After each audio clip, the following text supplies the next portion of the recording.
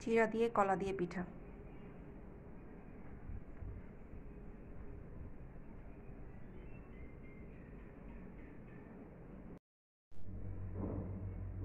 বিসমিল্লাহির রহমানির রহিম। আসসালামু আলাইকুম।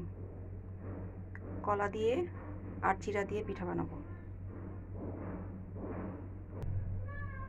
চিড়া আমি ভিজিয়ে রেখেছিলাম, ফুলে গিয়েছে। এখন এই দুটোকে মিক্স করব।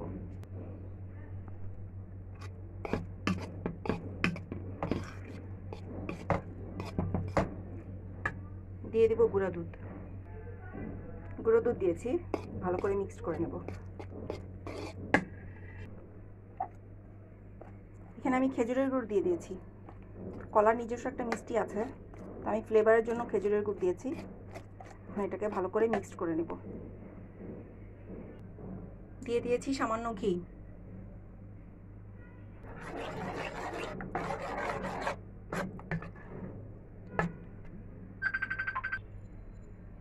মিক্সড হয়ে গিয়েছে, এখন আমি ভাজা শুরু করব।